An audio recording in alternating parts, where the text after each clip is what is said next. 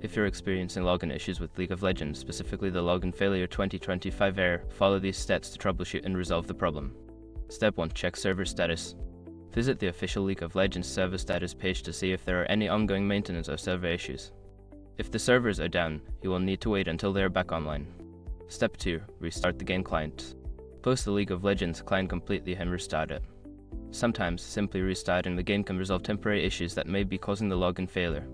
Step 3. Update the game client. Ensure that your League of Legends client is fully updated. Launch the client and allow it to download any available updates. An outdated client can lead to login issues. Step 4. Repair the game files. Use the built-in repair tool in the League of Legends client. Go to the settings menu, find the repair option, and follow the prompts. This will check for and fix any corrupted game files that might be causing the error. Step 5. Reinstall the game. If the previous steps do not resolve the issue, consider uninstalling and then reinstalling League of Legends. This can help eliminate any persistent problems with the installation that could be causing the login failure.